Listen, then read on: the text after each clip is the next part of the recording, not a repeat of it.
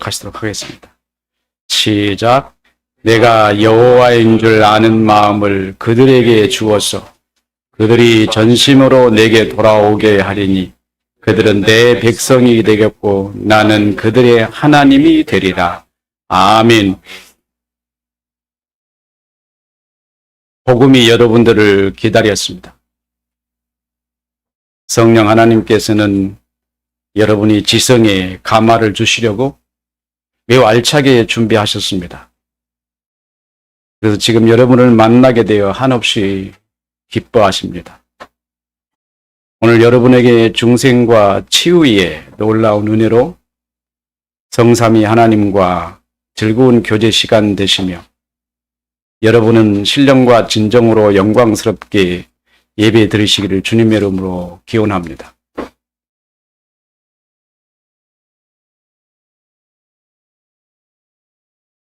오늘 어젯밤 꿈에 너무 반가운 손님이 들어와서 우뚝 서 계시더니 오늘 진우가 왔어요. 감동이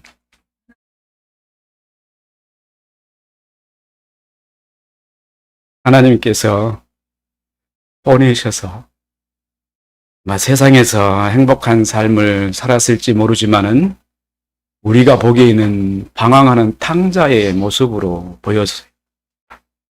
근데 이 자리에 앉아 있어서 주님이 얼마나 기뻐하실까. 이 자리를 떠나지 않는 우리 진우가 되기를 바랍니다. 지난 시간에 그리스도인에게 있는 고난에 관한 두 가지 이야기를 하다가 시간 관계로 인하여 두 번째 중간에 마쳤습니다. 첫 번째는 하나님과의 관계 설정 기간에 속한 때에 고난이 뒤따라온다. 두 번째는 그리스도인은 하나님과 분명한 관계가 설정되어 있기 때문에 자기 소명을 감당함에 있어서 성실함으로 인하여 인정받게 되는 때, 그때 성실함 때문에 고난이 다가오는데 그때 고난은 신자들에게는 고난이 고난으로 보이지 않는다라는 이야기를 하다가 중간을 마쳤습니다. 그러면 그리스도인에게 다가온 고난이 고난으로 보이지 않는 이유가 무엇일까? 그 이야기를 해야 되는데 그 얘기를 하려니까 서론이 하도 길어서 그 이야기는 아마 다음 시간에 여러분에게 드릴 것 같아요. 그러니까 왜 고난이 고난으로 보이지 않느냐 하는 점을 말씀을 이어갈 것입니다만은 여러분들이 오늘하고 다음 주 시간을 들어야 되는데 꽤 지루한 이야기일 줄도 모릅니다. 오늘 진우에게 큰 도움이 됐으면 좋겠는데 오늘 왜 어제 말씀을 준비하는 내용이 오늘 진우하고 왜 이렇게 안 맞는 말씀만 준비했을까? 아침에 고민이 딱 됐어요. 아직 그런 적 없는데 딱 들어와 서 있는데 내 발이 딱 굳어서 일어나지가 않는 거예요. 왜 그럴까? 제 말하고 너무 틀리네. 큰일 났다. 네, 모르겠습니다. 성령이 역사하기를 바랍니다. 말씀하셨으니 주님이 말씀하셨으니 그 말씀이 우리 진우에게도 큰 도움 되기를 바라겠습니다. 우리는 하나님께서 사람을 어떻게 지으시는지 알면 지난주에 말씀을 드린 것이 진리임을 알게 되실 것입니다. 하나님께서 천지를 만드실 때 땅의 모든 것을 지으셨습니다. 짐승을 지으셨고 식물들을 지으셨습니다. 자연의 상태는 생명체들로 가득 채워져 아름답기 그지없었습니다. 여섯째 날에 이르러 우리 형상을 따라 우리의 모양대로 우리가 사람을 만들고 그들로 바다의 물고기와 하늘의 새와 가축과 온 땅의 기능 모든 것을 다스리게 하자 하시고 흙을 떠서 빚어서 사람의 형체를 만드신 후 그 코에 생기를 불어넣어 생명이 되게 하셨습니다. 이것이 사람 만드신 하나님의 증언입니다. 내가 너희를 이렇게 만들었다. 하나님께서 창조하신 모든 창조물 중에 유일하게 사람만이 어떤 목적을 위하여 지으셨습니다. 사람에게는 어떤 일을 하도록 하시려고 지으신 것이 분명합니다. 그것은 모든 사람에게 주어진 공통적 소명입니다. 그 소명은 사람이 자기 능력으로 드러낼 수 없습니다. 그래서 처음부터 하나님께서 사람을 하나님의 형상대로 지어버렸어요. 사람은 자기 능력으로 만물을 다스릴 능력이 없기 때문에 거기에다가 하나님의 형상을 딱 박으셔가지고 사람이 만물을 다스릴 수 있게 하시려고 한 것입니다. 하나님의 형상대로 지음받은 사람을 위해 하나님은 동산을 창설하셨고 그 땅에 사람이 먹기에 좋은 나무가 가득 있도록 하셨고 그 중앙에 선악을 알게 하는 나무와 생명나무도 있었습니다. 동산 중앙에 선악과를 두시지 않았으면 우리가 타락하지 않았을 거 아니겠습니까? 라고 말하는 사람들이, 철학자들이 또는 예수를 믿지 않는 사람들이 다 그렇게 말하고 있잖아요. 하나님께서 동산 중앙에다가 선악과를 왜 두셨을까?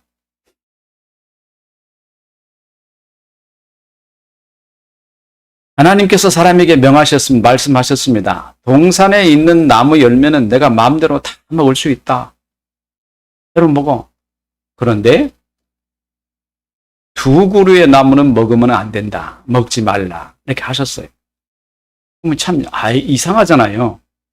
먹지 말라고 하시려면 거기다 왜 두셨을까요? 궁금하지 않아요? 오늘 이 점을 여러분에게 말씀드리려고 하는 거예요. 아니, 문제가 있는 거를 안 두셨으면 사람이 타락하지 않았을 텐데 거기다 하나님이 두셔가지고 타락하게 왜 만드시지? 이 이야기입니다. 하나님께서 동산 중앙에 있는 나무 열매 먹지 마라 하셨는데 사람이 그걸 먹어버렸습니다. 불순종하고 먹어버린 거예요. 그러자 하나님께서는 사람들을 이 동산에서 내쫓아야 했습니다. 이유는 하나님의 말씀을 불순종한 상태로는 뒤에 생명나무 열매까지 먹어버리면 큰일 나잖아요. 타락한 상태로 생명나무 열매를 먹어버리면 타락한 사람이 영원히 살잖아요. 그래서 쫓아냈습니다. 부르더는 화암검을 에덴 동산에 다 보내놓고 에덴 동산을 지키게 하셨습니다. 이것이 지음받은 사람의 타락과 가장 여러분이 기억해야 할 얘기예요. 하나님과의 관계의 단절. 여러분과 하나님은 관계가 단절된 상태였습니다.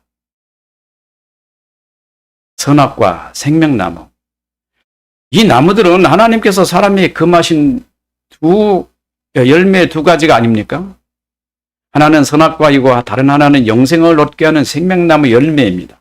신앙생활을 시작하여 혹은 비신자라도 기독교에 약간의 관심을 갖게 되면은 이 나무에 대한 의문과 궁금증이 매우 높습니다. 이 문제가 해결이 안 돼서 평생 동안 씨름하는 사람들도 있습니다. 교회 나와도 이 문제 때문에 벽에 부딪혀가지고 나 예수 안 믿을래 하는 사람도 생기기도 하고 말이에요. 굉장히 큰 문제였어요.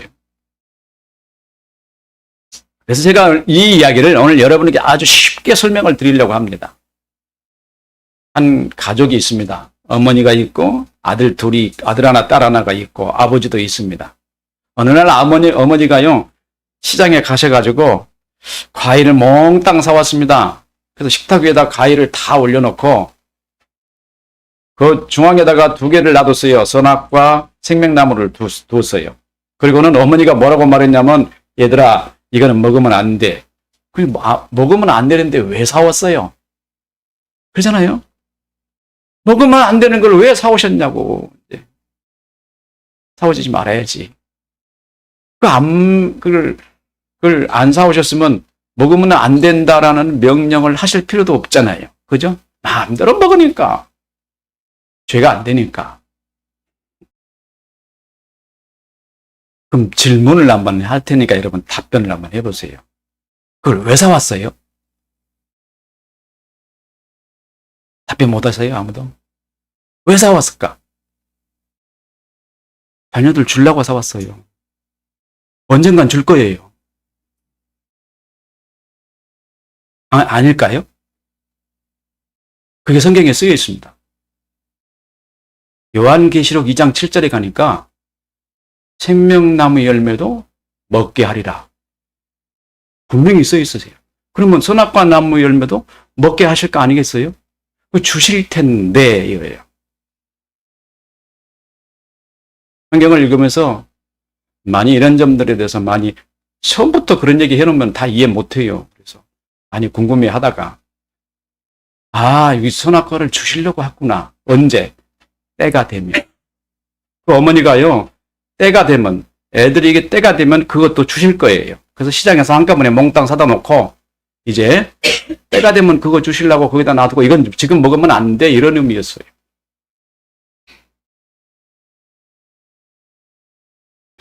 요한계시록 2장 7절에 보니까 귀 있는 자들은 성령이 교회들에게 하시는 말씀을 들을지어다. 이기는 그에게는 내가 하나님의 낙원에 있는 생명나무 열매를 주어 먹게 하리라.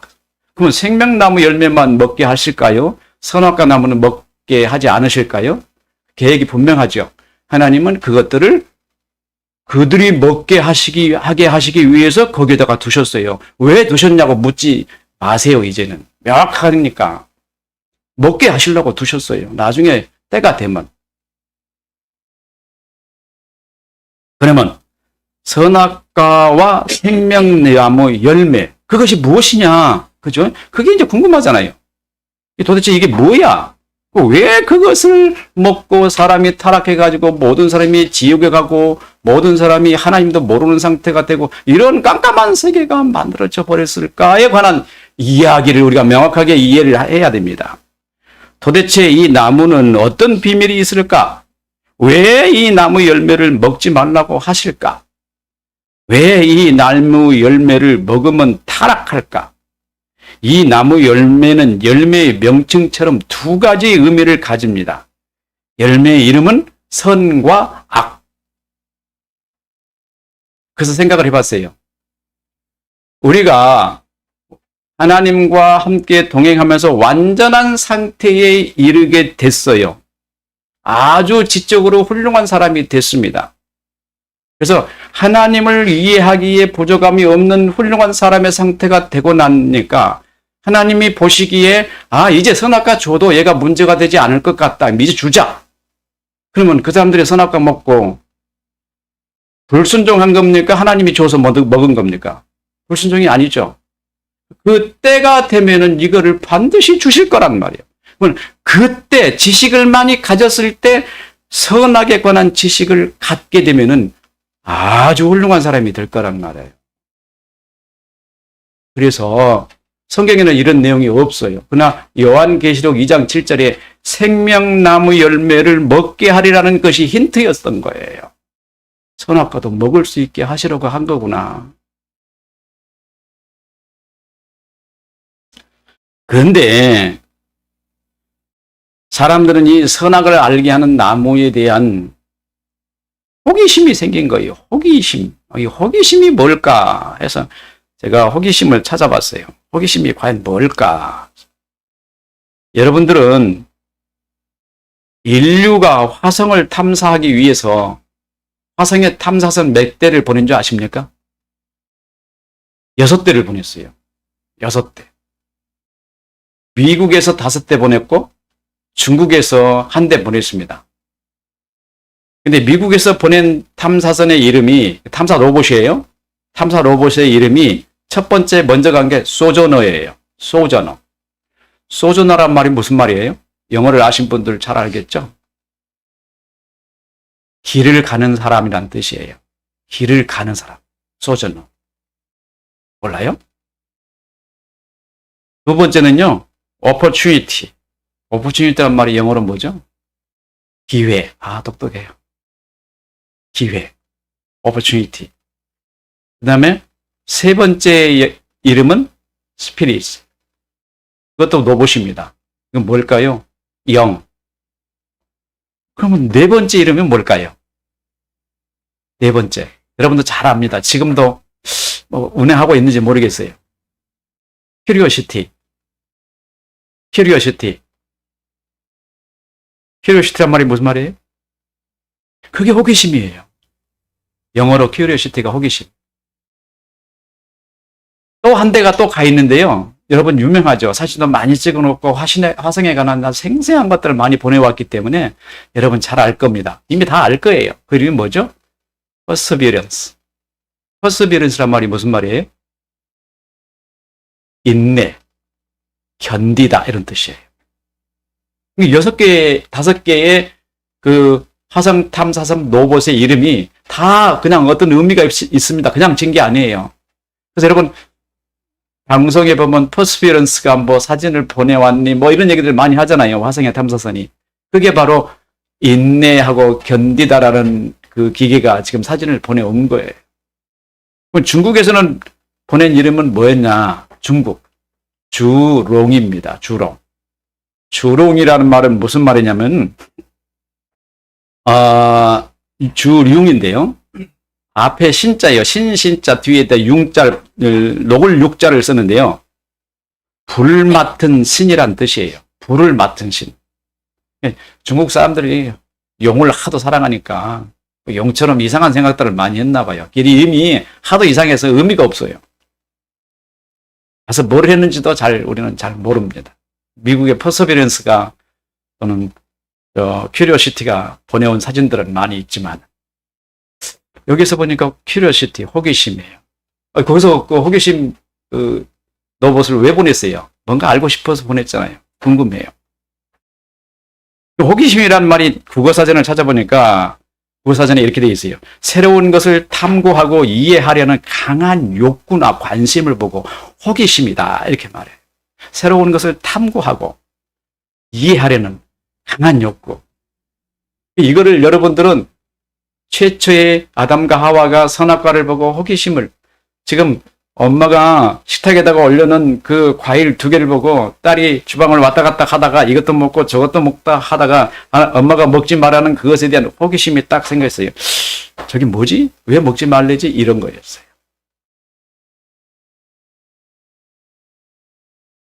아까도 말씀드렸죠. 그 적절한 시기에 다 줍니다. 사람에게 줄 거예요. 왜냐하면 사람을 하나님은 완전하게 만드시기를 원하셨기 때문에. 근데 사람이 그 딸내미가 어머니가 먹지 말라고 했는데 호기심이 발동해가지고 그냥 그걸 먹어버린 거 아니에요. 무엇을 잘못한 거예요? 먹은 거를 잘못한 겁니까? 엄마 말을 안 들은 게 문제일까요? 엄마 말을 안 듣는 게 문제죠. 하나님의 말씀을 사람이 듣지 않는 게 문제지. 그 사람이 그걸 먹는 거는 그다지 큰 문제가 되지 않아요. 그걸 먹음으로써 어떤 것이 오느냐면 사람에게 지혜와 지식이 생겨나는 거예요. 선과 악이라는 지혜와 지식이 생겨날 뿐입니다. 근데 그 지혜와 지식은 만들어지자마자 바로 그때부터 지혜와 지식이 생기면 안 됩니다. 왜냐하면 지식이 충분히 있어야 수많은 지식들을 가지고 있어서 그 지식들을 운영할 수 있는 능력이 되고 그 지식으로 지혜를 발휘하고 그 지식으로 능력을 발휘해서 선과 악을 구분해 봐야 그것들을 다스리고 지배할 수가 있게 되죠. 근데 그거를 아직 아무것도 할 줄 모르는 어린아이가 그걸 폴딱 따먹고 말았어요.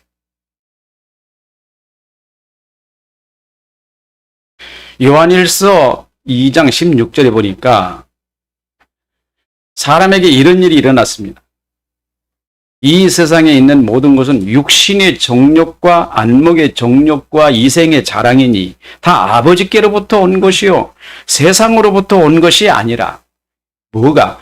육신의 정욕과 안목의 정욕과 이생의 자랑은 하나님으로부터 온 것이 아니라 이 세상으로부터 내 속에서 막 나왔다는 거예요. 저는 생각했습니다. 선악과와 생명나무가 어떤 목적에 의해서 그곳에 두셨고 하나님께서 먹게 하신다고 하신 것으로 보면 이 열매들은 하나님의 계획에 의해 먹이시려고 두신 것이 분명합니다. 그냥 쓸데없이 두신 게 아니었어요. 결국 이 나무 열매는 먹을 때가 있는데 그때 하나님이 판단하셔서 이때쯤 먹어도 되겠다 싶으면 그때 주실 거였던 거예요. 때에 따라서. 요즘 사탄의 정체에 관하여 말씀을 하신 분들이 아주 많이 있는 걸 봤습니다. 사탄은 뭐 하나님이 만드셨네 안 만드셨네 뭐 이렇게 말하는 분들이 논란이 아주 분분하는 걸 제가 보았어요.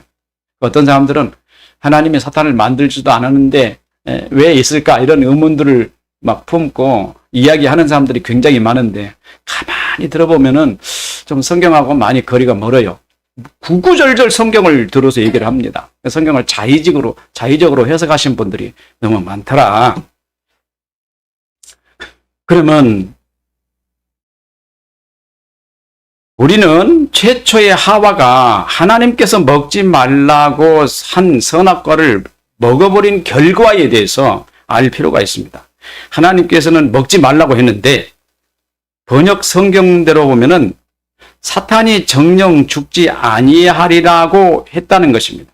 번역 성경대로 말하는 거예요.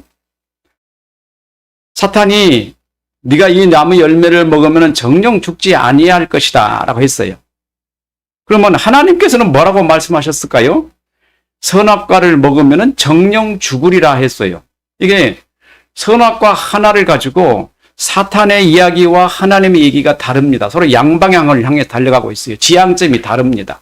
선악과 하나를 읽고 그 먹는 것에 관하여 먹으면 죽을 것이라고 하나님 말씀하셨고 사탄은 먹으면 결코 안 죽어 이렇게 말해서 다르게 얘기를 한단 말이에요. 하와가 그렇죠. 이제 거기 이제 하와가 그 이야기를 듣고 나니까 하나님이 죽는다 그러는데 사탄은 안 죽는다 그러네.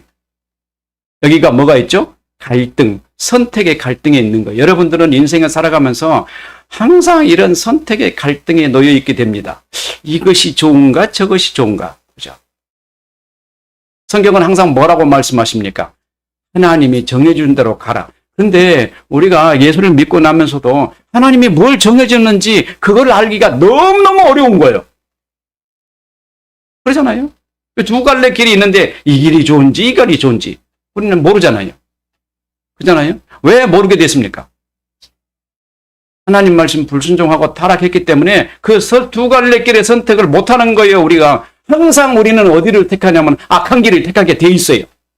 하나님이 도와주지 않으면 항상 악한 길을 택하게 돼 있어요. 우리는 선한 길을 택한다고 했는데 끝에 가보면 그게 악한 길이에요. 타락한 사람들의 결과가 그래요. 왜냐하면 그 사람 속에 뭐가 들어있어요? 거짓된 지식만 가득 들어있고 그 지식으로 판단하기 때문에 그러는 거예요. 하와가 두 갈래길이 있습니다. 사단은 먹으면 결코 안 죽는다고 말하는데 하나님은 죽는다고 말했단 말이에요. 어느 걸 선택을 해야 되지? 갈등 상황에 놓여 있습니다. 갈등 국면에. 이것이 옳은지 저것이 옳은지. 그죠? 아직 선악과를 따먹지 않았는데 지금 그 갈등 국면에 있어요. 먹을 건가 먹지 말 것인가. 이것은 뭘 말할까요? 그것에 대한 그 말을 어느 말을 순종하느냐에 따라서 그 사람은 그 말을 낸 사람의 노예가 되는 겁니다. 하나님의 말씀에 순종하면 하나님의 노예가 되고, 노예라고 해서 죄송합니다. 하나님 백성, 귀한 백성인데 사단의 말을 따라가면 사단의 노예가 되어버리는 거예요. 누구 말을 따르느냐? 냉정하게 생각해 보십시오. 이 갈등 상황은 무엇을 드러냅니까? 호기심을 드러냅니다. 호기심 때문에 그게 온 거예요. 호기심이 아니면 그게 오지를 않았어요. 호기심이라는 안경을 쓰고 보니 먹으면 죽을 것이다라는 것과 결코 죽지 아니라 하리라는 두 가지 응답이 내게 와 있는 거예요. 이거 어느 것이 좋을까? 호기심이니. 호기심은 어느 쪽을 선택할까요? 두말할 것도 없이. 두말할 것도 없어요. 호기심은 어느 쪽으로 갑니까? 먹는 쪽으로 가게 되어 있어요. 이 상황이 펼쳐진 거 아니겠습니까? 여기에서 사람은 선택하지 않아도 됩니다. 왜? 선택할 필요가 없죠. 그런데 호기심이 선택하라고 하는 거예요. 두 개가 있는데 이것과 이것이 있는데 너 호기심이 나들어 둘 중에 하나 선택해. 자꾸 그러는 겁니다. 자꾸 유혹해요. 아니, 안 해도 되는데 안 하면 누가 나를 인도해 가시죠? 두말할 것도 없잖아요. 하나님이 나를 인도해 가시잖아요. 내 속에서 하나님 형성이 나왔고 나는 인생의 문제를 겪을 필요가 없어요. 두 갈래 길에서 나는 어떻게 해야 되나 방향을 찾지 못하고 가만히 있는데 지금 하와에게 말입니다. 하와는 본래 누구 사람이에요? 하나님의 사람이잖아요. 선택할 필요가 전혀 없습니다. 근데 이 갈등 상황에 놓이게 한 것이 뭐죠? 호기심이에요. 여러분들에게 호기심이 일어날 때가 많죠. 그게 뭐라고요? 갈등 상황에 놓이게 하는 것이 사단의 유혹이라는 거예요. 인생은 그렇게 돼 있어요. 성경은 뭐라고 말하냐면은 그냥 기다리고 있어. 하나님이 다 해줄 테니까. 이거 참 견디기 힘들어요. 당장 지금 빨리 결정해버리고 싶고. 왜? 호기심이 발동해가지고요. 자꾸 나를 들쑤시기는 거예요. 뭔가 결정하라고. 근데 실제로 내가 하나님의 아들이라면 가만히 있어요, 그냥. 그럼 하나님 어디로 선택해 줄까요? 좋은 방향으로 선택해 줍니다. 근데 나는 뭔가 양 갈래 중에서 어느 거 하나를 선택해야 되지? 이렇게 조급하게 막 내가 막 이끌려 갑니다. 누가 끌고 가는 거예요? 호기심이 나를 끌고 가는 거예요. 자기가 판단하고 자기가 결정하고 그 결과에 대한 책임 또한 누구에게 있습니까? 자기에게 있습니다. 자기가 결정했으니까. 철저하게 자기 책임이에요. 하와이가 둘 중에 하나를 선택했으니 그것에 대한 결과의 책임은 누구한테 있어요? 자기에게 있는 거 아니겠어요? 죄를 받아도 자기 것이고 벌을 받아도 자기가 받고요. 교회는, 복음은 여러분에게 뭐라고 말씀하신 줄 아세요? 선택하지 마. 갈등하지 마. 기다리고 하나님과 대화하고 있어. 그럼 하나님이 좋은 쪽으로 선택해줘. 반드시 이거는 하나님의 분명한 약속이에요. 절대 여러분을 놓지 않아요. 반드시 여러분을 위해서 좋은 방향으로 선택해 가도록 하십니다. 그런데 그때까지 내가 괴로워요. 누가 괴롭히는 겁니까? 호기심이 괴롭히는 거예요. 내 속에 호기심이. 이것도 알고 싶고 저것도 알고 싶고 이렇게도 하고 싶고 저렇게도 하고 싶어요. 이거를 하지 말고 조용히 중립해서 기다리고 있으면 나를 사랑하시는 하나님이 나의 결정 중앙에 오셔가지고 나를 올바른 방향으로 끌고 가신단 말이에요. 방향으로. 근데 그거를 믿지 못해요. 이런 것들 믿으라고 주님은 말씀하시는 거예요. 내가 할 테니까 믿어! 이게 성경이 하는 말입니다. 근데 그거 믿기 어려워요. 저도 그런 함정에 여러 번 빠졌기 때문이에요. 호기심은 바로 이런 결과적 상황에 이르는 매우 무서운 것입니다. 여러분 혹시 이런 호기심에 빠져 있지 않습니까? 양당 간의 어떤 결정을 지어야 하는 그런 상황에 놓여 있지 않습니까? 내려놓으세요. 어떻게 해요? 그리고 기다리세요. 조급한 마음이 다가오고 근심스러운 마음이 다가오고 날짜는 하루하루 갑니다. 내가 결정을 내리지 않아서 문제는 더 커질 것 같아요. 그 문제가 더 커지면 결과는 어떻게 오는 줄 아세요? 문제가 커질 때 좋은 결과가 와요. 그때 두려워하지 말아야 돼요. 문제가 막 커졌어. 내가 감당할 수 없는 상태가 왔어. 그러면요. 그때가 뭡니까? 최악의 상황이에요. 그때 가만히 있으면은 누가 나를 빼내십니까? 하나님이 나를 싹 빼내세요. 이거 믿기 어려워요. 그리스도인들은 이런 걸 잘합니다. 왜? 내 속에 복음이 있기 때문에. 복음이 나를 끌고 가기 때문에. 모든 걸 주님 앞에 맡겨버렸기 때문에. 이거를 못해요, 그리스도인들이. 누구에게나 호기심은 인생의 결과들 중에 둘 중에 하나로 귀결시킵니다. 파멸이냐, 행복이냐. 호기심이 주는 유혹에 발을 담그는 순간 이미 결정된 두 결과는 아무도 책임져 주지 않습니다. 아무도 책임 안 져요. 근데 하나님이 결정 지어서 여러분들을 끌고 가면 책임 누가 지죠? 누가 책임져요? 하나님이 져주잖아요. 전능하신 하나님이. 그게 불행에 있겠어요? 고난이 다가와도 이기게 해주시고 아픔이 있어도 승리하게 해주시고 좌절 속에서도 일어날 수 있는 힘을 주시지 않겠냐 이 말이에요. 하나님이 끌고 갔으니까. 당신이 끌고 가셨으니까 책임은 당신이 지는 거 아니겠습니까? 나는 하나도 없어요. 고난이 있으면 잠깐 당하면 되는 거예요. 기다리는 거에 끝까지 믿고 이걸 보고 perseverance, 인내라고 말하는 거예요. 믿음의 결국은 인내라. 사람은 어떻게 해요? 그것이 있기 전에 결정 내려버리잖아요. 교회가 여러분들에게 그런 거를 가르칩니다. 하나님이 여러분에게 어떤 걸 주신지 봐라. 기다리라. 내 마음속에서 막 들끓는 마음이 일어나나? 그걸 결정하지 마라. 절대 기다려라. 이게 하나님이 말씀하시는 거예요. 내가 너를 이끌고 갈 거야. 호기심이 발동한 하와의 미래에 대한 미래는 전혀 우리 그 하 자체는 알지도 못하잖아요. 미래를 경험 안 해봤잖아요. 무슨 세계가 있는지 모르잖아요. 그 호기심을 발동했는데 미래가 어떤 일이 있는지를 모르고 그걸 결정하고 있는 상황이잖아요. 하와가. 하나님은 말씀하셨어요. 죽을 것과 사탄은 죽지 않을 것이라는 두 개 말을 했어요. 그러면 하와가 죽음을 알까요? 모를까요? 수없이 많이 말씀을 드렸죠. 하와는 죽음을 몰라요. 왜? 왜 몰라요? 경험을 안 해봤잖아요. 인류의 최초의 조상이고 누가 죽는 사람 한 사람도 없었어요. 죽음을 보지도 않았어요. 그래서 죽는다는 것이 뭔지 모릅니다. 몰라요. 무식하고 모르면요. 결정 빨리 짓습니다. 뭐 모르는데 내일 어떻게 될지 모르는데 해라 모르겠다. 주사위 놓고 탁 던져 결정 지어버리죠. 이게 인생들 아닙니까?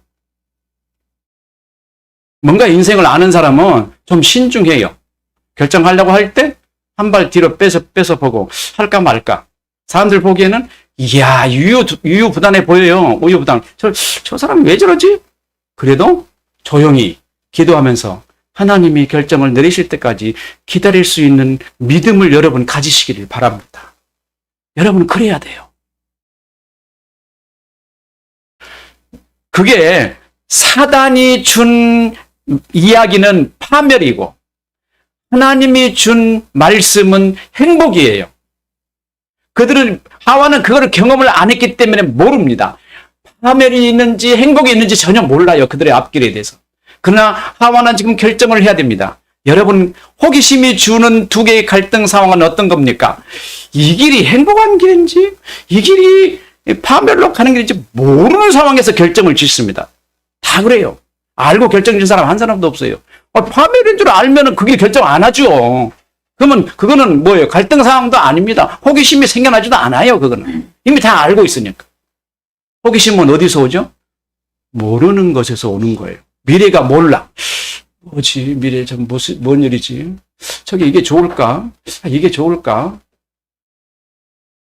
지금 보니까 사람은 결정을 짓습니다. 어떻게 결정을 짓느냐면 요한일서 2장 16절에 하는 말이에요. 어떻게 결정 짓냐면 지금 보니까 선악과가 먹을만해. 맛있어 보여. 그죠? 야 이거 지혜롭게 할 만큼 탐스럽게 보여. 뭐가 있으겠죠? 정욕으로 결정을 내리게 합니다. 내가 보기에 만족스러운 것에 끌려가게 돼 있어요. 사람. 여러분이 결정을 내릴 때 모든 결정은 바로 그런 걸 겁니다. 한번 생각해 보세요. 그 결정을 내리려고 할 때 여러분에게 결정하게 하는 요인이 바로 정욕입니다. 정욕이 여러분을 딱 결정짓게 만들어요. 정욕이 없어. 하나님의 말씀이 여러분들을 지배하고 있어요. 그러면은 하나님의 말씀이 이끈 대로 따라갈 거 아니겠습니까? 하와는 죽는다는 경험을 해보지 않았기 때문에 그 결과에 대한 어떤 정보도 없습니다.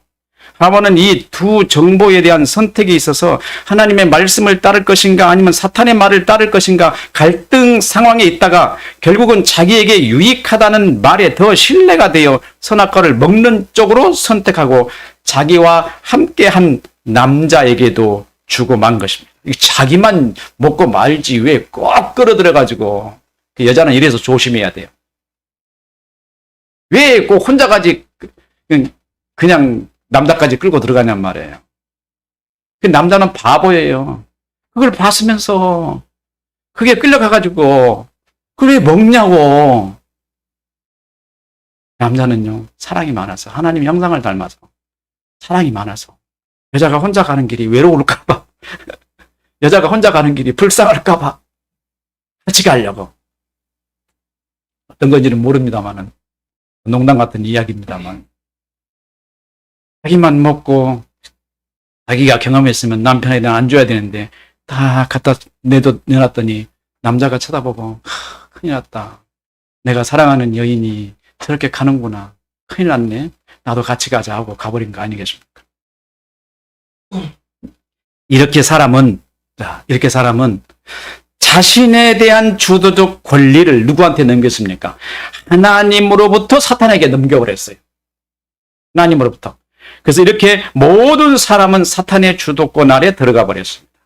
선악과를 먹은 그들에게는 새로운 세계가 보였습니다.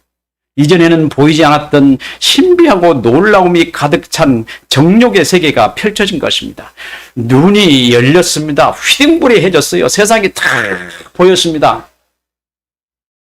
이걸 보고 눈이 열렸다고 그러는 거예요. 선악과를 딱 먹고 나니까 남자의 벗은 몸도 보이고 여자의 벗은 몸도 보이고 세상이 적나라하게 다 보였어요. 이거 이렇게 보이는 이 세상을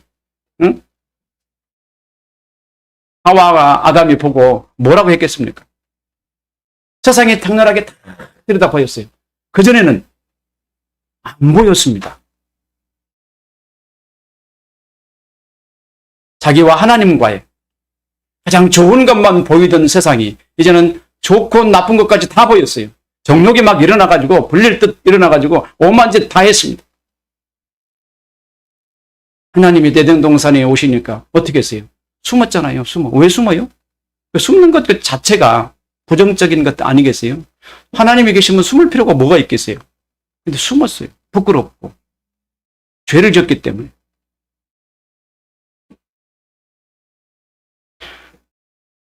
지금 저와 여러분이 보고 있는 열린 눈, 세상의 눈이 열린 것입니다. 세상은 어떻습니까? 휘황찬란하고 아름답지 않습니까? 가지고 싶고 누리고 싶고 남들보다 더 잘 살고 싶고 권력도 누리고 명예도 누리고 부도 누리고 세상의 명예를 드높이고 싶지 않습니까? 자신을 유혹하는 사탄이 전혀 안 보입니다. 없는 것 같습니다. 자신이 왕 아닙니까? 아무도 없어요. 하나님도 안 보여요. 이제는. 하나님은 안 보일 뿐만 아니라 이제는 하나님이 점차 잊혀져 가요. 그래서 그 속에서 기억 속에서 사라져가 버립니다. 그래서 나중에는 그 후손들은 하나님을 몰라버립니다. 아예. 가르쳐주지 않으면 몰라요. 여러분이 보기에 겉으로 보이는 세상은 너무 좋지 않습니까? 그런데 한 가지 이상한 생각이 일어납니다. 자꾸 더 가지고 싶은 생각이, 더 많이 먹고 싶은 생각이, 더 좋고 호화로운 곳에 가보고 살고 싶은 생각이 여러분 안에 물밀듯이 밀려옵니다. 이것들이 무엇입니까? 정욕입니다. 선악과를 먹었더니 여러분 안에서 정욕이 일어났고 온통 세상은 여러분 자신의 것으로 만들고 싶은 생각으로 가득 채워져 있습니다. 실제로 여러분 마음에 무엇인가 가지지 못해서 안달입니다.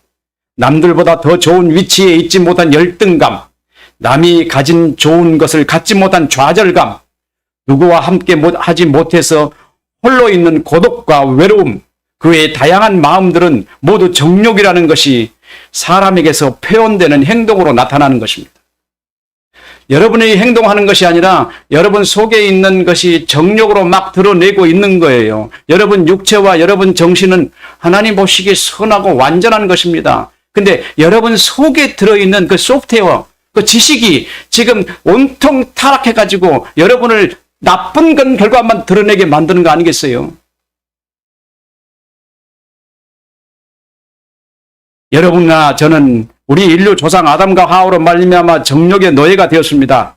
세상의 모든 사람은 정욕이 이끄는 대로 세상을 살아가고 있습니다. 이 정욕은 최초 호기심으로 출발했고 호기심은 결국 모든 인류를 죽음으로 몰아넣었습니다. 우리는 하나님의 말씀과 사탄의 말의 본질에 대해서 알아보는 것이 얼마나 중요했는가 이제 알게 됩니다. 하나님께서 정령 죽으리라고 말씀하신 것은 사탄이 그 반대로 결코 죽지 아니하리라고 말하는 것은 서로 다른 방향을 지향하고 있습니다. 아마 하와와 아담은 이 말이 지향하는 결과에 대해서 경험되지 않았기 때문에 잘 알 수 없었습니다. 그런데 어느 것을 택해야 하는지 매우 고민되는 갈등에 있을 수 있습니다. 그러나 지금 여러분은 결과적 판단을 눈으로 목격하고 충분히 알고 있습니다. 결과에 따라 먹으면 죽는다고 말씀하신 하나님의 말씀은 사실이고, 그죠? 하나님의 말씀에 먹으면 죽는다고 하는 말은 사실이고, 사단이 결코 죽지 아니하라 하는 말대로 한 그 말은 사실이에요, 사실이 아니에요? 사실이 아니죠. 진리가 아니죠. 무엇과 무엇으로 나눠졌죠? 진리와 거짓으로 나눠졌죠.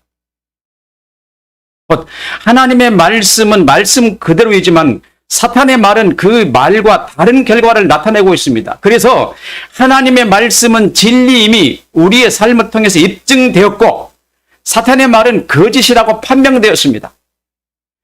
이렇게 말은 누구의 말이 되었든지 간에 진리와 거짓이 있다는 것을 명백하게 알 수 있습니다. 또한 진리를 따르면 불행을 만나지 않지만 거짓을 따르면 비참하고 불행한 삶을 결코 벗어날 수 없다는 것을 알게 됐습니다. 그러면 사탄의 말인 거짓의 본질이 무엇일까요? 히브리어로 거짓을 내가 여러분에게 설명을 드릴게요. 히브리어로 거짓을 세페르라고 그래요. 세페르.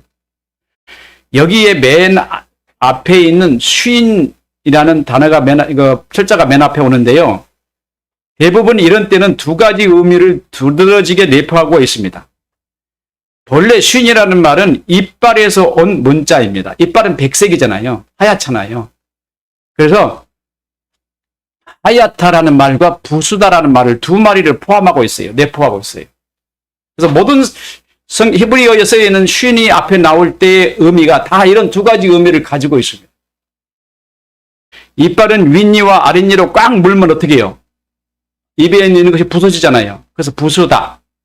그리고 앞에 있을 때, 이빨이 앞에 있을 때 이빨은 하얗잖아요. 하얗기 때문에 영광, 깨끗한, 정결한 이런 의미도 가지고 있어요.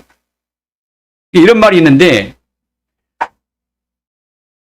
우리가 흔히 말하는 살롬이라고 그러세요.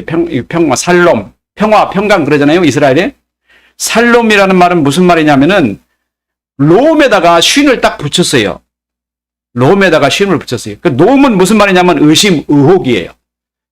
롬이라는 말에다가 쉰을 붙여놓으니까 이게 무슨 말이 되냐면은 의심을 깨트리다 이런 뜻이에요. 그게 평화예요. 의혹을 깨트려버리다. 이게 평화라는 말이에요.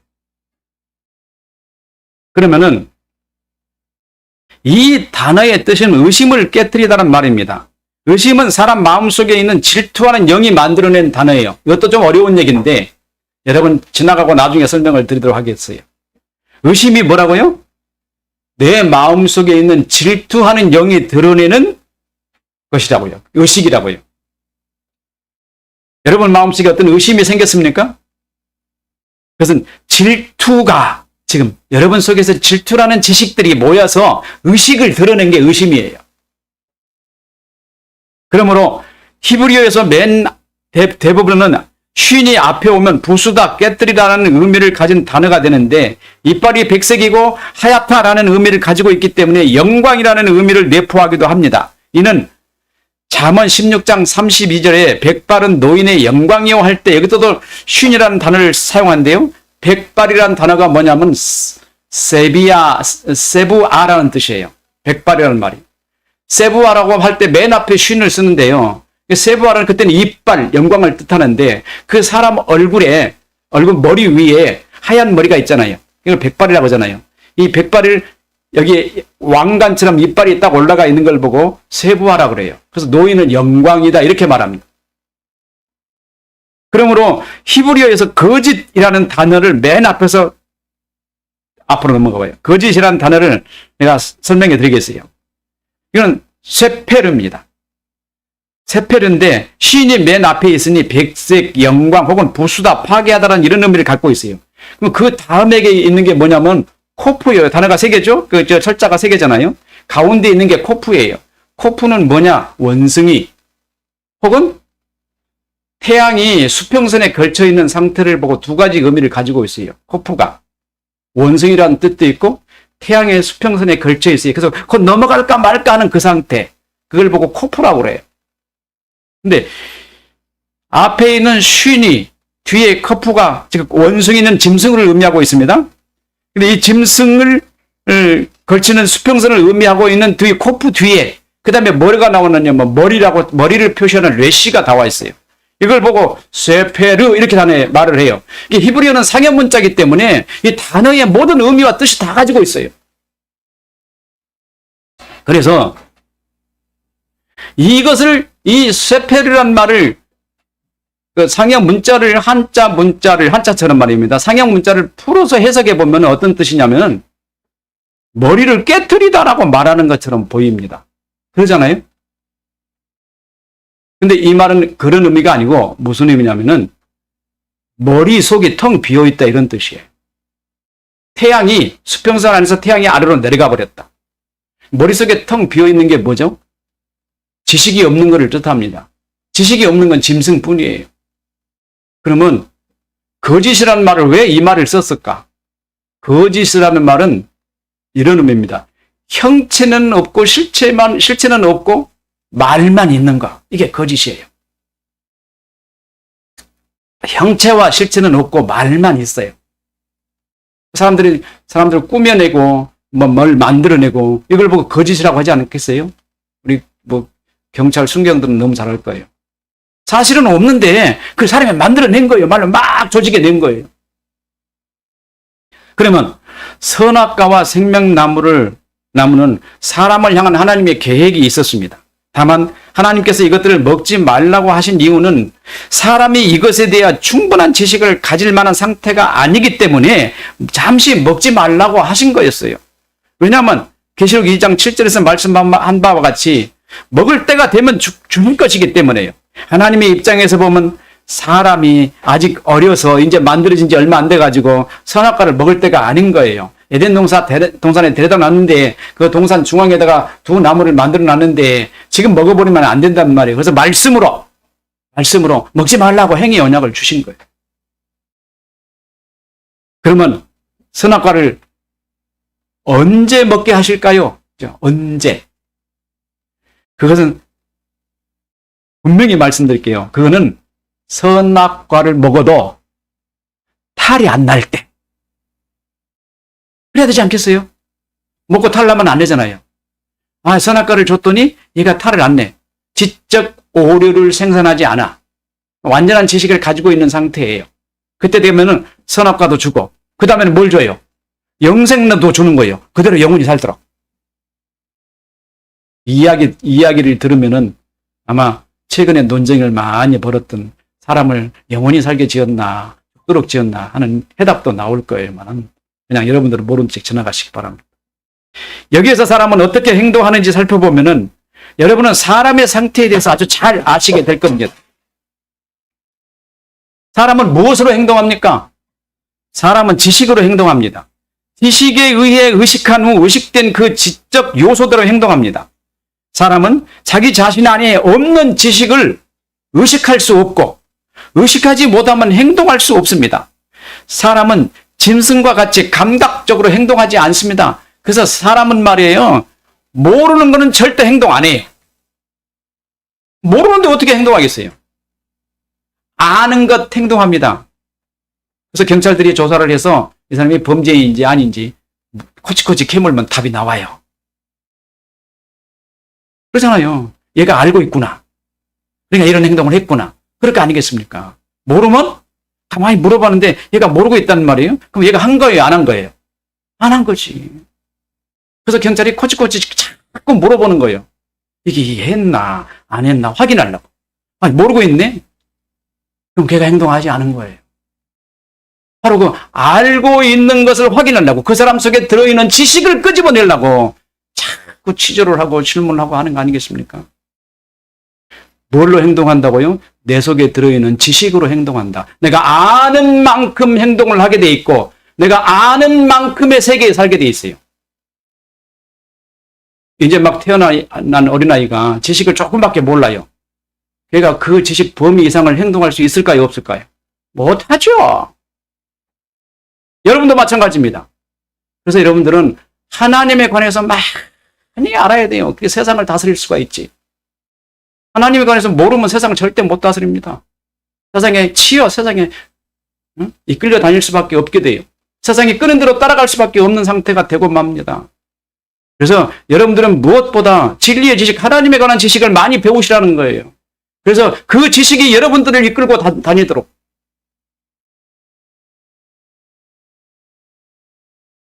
하나님의 계획에 있어서 그 나무들은 동산 중앙에 두셨으니 그것들을 먹지 말라고 하신 것입니다. 그런데 사탄이 결코 죽지 아니하리라고 거짓말을 하와에게 주었습니다. 하와는 하나님의 말씀인 진리와 사탄의 말인 거짓 중에 거짓을 택하고 말았습니다. 이로써 사람은 거짓의 정체로 변하고 만 것입니다. 예수께서 사람으로 오셔서 십자가에 죽으시고 십자가에 장사되었다가 부활하신 후에 제자들에게 나타나셨고 사도 바울을 부르셔서 소명을 주실 때 이렇게 말씀하셨어요. 일어나 너 발로 일어서 걸어가라. 내가 내게 나타난 것을 곧 내가 나를 본 일과 장차 내가 내게 나타날 일을 너로 종과 증인을 삼으려 함이니 이스라엘과 이방인에게서 내가 너를 구원하여 그들에게 보내어 그 눈을 뜨게 하여 어두움에서 빛으로 사단의 권세에서 하나님께로. 교회의 목적이 뭡니까? 어둠에 속한 사람들을 하나님께로 불러들이는 거예요. 사단의 막 권세 아래에 있는 사람들을 하나님의 권세 안으로 데리고 오는 겁니다. 아담과 하와가 사단의 권세로 가버린 거를 지금 다시 회복시키는 게 교회의 목적입니다. 주님께서 이것을 성취해 놓으셨습니다.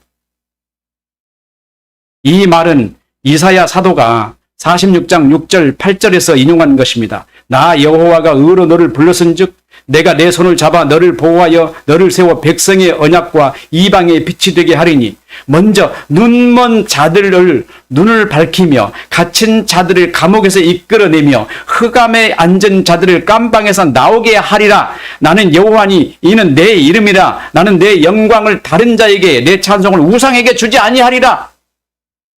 여러분들은 하나님이 지으셨어요. 하나님의 영광을 드러내게 하시려고 지으셨고 여러분에게 하나님의 형상을 주셨습니다. 근데 여러분들이 지금 우상에게 가가지고 우상에게 기뻐하는 일을 하고 있는 거예요. 하나님이 속상하잖아요. 지치잖아요. 그걸 건져내 오시는 게 하나님의 뜻이었던 거예요. 사탄은 어떻게 사람을 미혹했습니까? 거짓을 주어서 사람을 미혹했습니다. 이렇게 사람은 하나님의 진리를 버리고 거짓을 택했습니다. 그리고 정욕을 한없이 일으켰고 정욕으로 세상을 만들고 우리까지 낳았습니다. 그래서 우리를 죄의 열매, 정욕의 자식이라고 하고 사도 바울은 에베소서 2장 11절과 11절에서 그러므로 생각하라. 너희는 그때 육체에 이르는 이방인이요 손으로나 육체에 행한 할례를 받는 무리라 칭함을 받는 자들로부터 할례를 받지 않는 무리라 칭함을 받는 자들이다. 그때 너희는 그리스도의 밖에 있었고 이스라엘 나라 밖의 사람이라 약속의 언약들에 대해서는 외인이요 세상에 소망도 없고 하나님도 없는 자이더니 그러잖아요. 안 믿는 사람들이 그러잖아요. 세상에 그들의 정적적인 소망만 가득 있잖아요. 하나님도 없는 자들 아닙니까? 그들을 하나님 앞으로 불러 들어오는 것이 예수 그리스도께서 이 땅에 오셔서 십자가에 못 박아 죽으시고 모든 사람의 죄를 다 지신 다음에 데리고 온 거 아니겠어요? 로마서 3장 4절에 모든 사람은 거짓되더라고 했습니다. 예수께서 요한복음 8장 44절에 너희는 너희 아비 마귀에게서 났다. 그래서 마귀 자식이라고 우리에게 선언하고 있었던 거예요. 이 말은 우리가 거짓에 있고 거짓으로 생각하고 거짓으로 의식하는 사람이 되었다는 것을 말하고 있습니다. 그래서 우리는 사람이 진리를 알지 못하고 이해하지 못하고 진리를 진리로 보지 못합니다. 진리에 대해는 조금도 아는 것이 없습니다. 진리를 알지 못하니 하나님을 알지 못하고 하나님을 이해하지 못하고 하나님이 왜 우리를 귀찮게 하고 왜 이렇게 하나님을 다 믿으라고 독단적인 선언을 하고 계십니까? 하고 하나님 앞에 대들고 있지 않나요? 하나님이 여러분들에게 뭘 요구하시는 겁니까? 금을 달라고 그럽니까? 여러분들의 인생 전부를 달라고 하십니까? 그렇지 않아요. 여러분을 행복하게 하시는 게 하나님의 목적이에요. 주님의 목적. 여러분을 잘 살고 행복하게 사는 거. 하나님 말씀대로 살아서 내가 너를 이끄는 대로 따라가서 살아란 말이에요. 그러면 신명기 28장 1절에서 14절. 세상에서 머리가 되지 않게 할 것이며 꼬리가 되지 않게 할 것이며 이게 하나님의 말씀 아닙니까? 여러분이 배우고 있는 세상 지식을 한번 보십시오. 철학, 과학, 역사, 문학, 진리인 것이 하나도 없습니다. 심지어 예술까지도 진리가 아닌 거짓이 판을 치고 있습니다. 모든 것이 거짓으로 시작하여 거짓으로 결론을 내렸습니다. 모든 것이 거짓 속에서 살고 거짓의 관점을 가지고 거짓의 지식으로 판단하여 거짓으로 행동합니다. 거짓 자체가 거짓된 질서를 가지고 거짓으로 세상을 세워가고 있는 것이 이 세상 아닙니까? 철학을 한번 보십시오. 마땅히 하나님께서 천지를 창조하셨는데 그들은 뭐라고 말합니까? 물에서 세상의 모든 만물이 생겼다. 불에서 생겼다. 흙에서 생겼다. 별 얘기 다 하고 있잖아요. 오만 철학적 거짓말 얘기 아무리 많이 떠들어놔도 그게 하나님의 진리로 인도할 수 있는 힘과 능력을 가지고 있습니까? 그게 결국은 뭘 가져옵니까? 사람을 정신을 혼동시키게 만들고 결국은 하나님을 믿지 못하는 지식을 세상에 장황하게 늘어놓고 있지 않습니까? 알렉산드리아의 그 큰 세계 제일된 도서관이 있다고 할지라도 그 안에 들어있는 책들이 다 무엇입니까? 거짓으로 치장한 것들 아닙니까? 진리의 말씀에 비춰보면 하나도 쓸모없는, 하나도 도움이 안 되는 것들 아닙니까? 여러분 영혼을 구원하는 책은 하나도 없습니다. 거기에.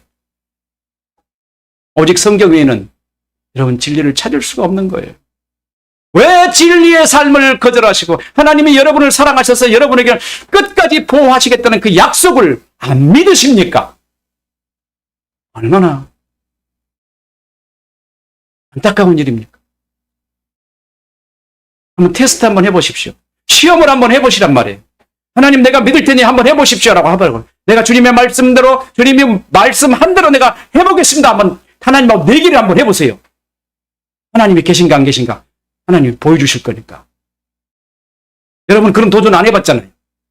하나님 앞에 붙들고 하나님 당신이 계신지 안 계신지 내가 보겠습니다. 그리고 주일날 나오면서 예배 드리면서 당신이 하라는 대로 다 하면서 내가 보겠습니다. 계시면 나한테 나타나십니다. 확실히 보여주셔요. 안 보여주시면은 하나님이 안 계신 거야.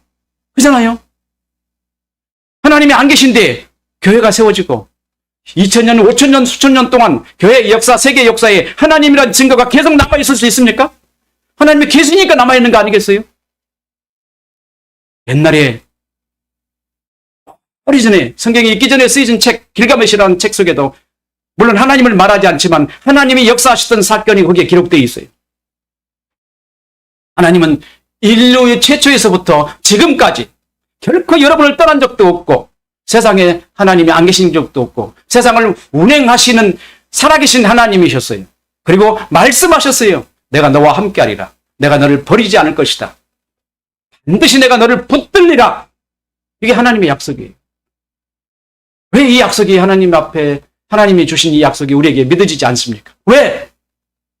우리 속에 들어있는 거짓이, 호기심이 여러분들을 나락에 빠뜨리고 있지 않나요? 여러분 그 호기심 때문에 파멸을 선택하는 인생이 되고 있지 않았나요?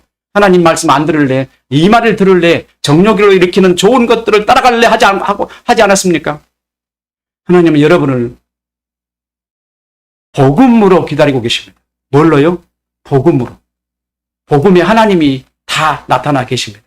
그리고 복음이 지금 선포된 것처럼 말씀되어지고 있습니다.